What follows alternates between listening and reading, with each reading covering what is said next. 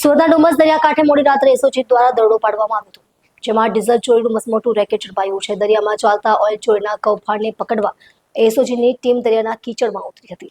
Special operations ગ્રુપે Dumas દરિયાકાંઠે મોડી રાત્રે એક મોટી કાર્યવાહી હાથ ધરી ડીઝલ ચોરીના રેકેટનો પર્દાફાશ કરતા અધિકારીઓએ દરિયાના કીચડમાં ઉતરી કામગીરી કરી હતી। કાર્યવાહી દરમિયાન કંપનીના જહાજો સાથે જોડાયેલા અનેક લોકોની સંડોવણી સામે આવી છે। આરોપીઓએ પોતાની ઓળખ છુપાવવા ડીઝલ ભરેલા બરેલો દરિયામાં ફેંકી દીધા હતા, જે એસઓજી અને ફરિયાદીઓની મદદથી જપ્ત કરવામાં આવ્યા છે। મોટી માત્રામાં ચોરી કરાયેલ ડીઝલ અને અન્ય સામાન જપ્ત કરવામાં આવ્યો છે। એસઓજી આ કેસમાં આગળની તપાસ અને કાર્યવાહી કરી રહી છે।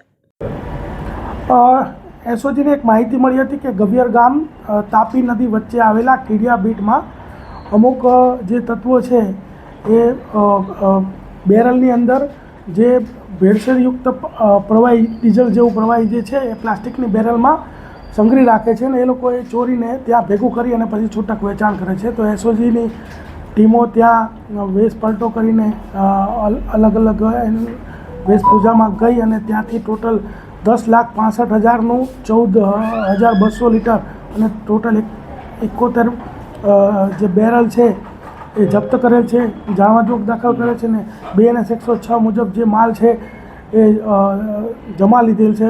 તેમજ જે ત્યાં આજુબાજુ જે મજૂર એક બે મળ્યા એને પૂછપરછ કરતાં આ જે તમામ જે પ્રવૃત્તિ જે છે એ રાજેશ પટેલ, તેજસ પટેલ તેમજ જેમિસ કરીને જે વ્યક્તિ છે આ લોકો ચલાવી રહ્યા એવું પ્રારંભિક માહિતી છે।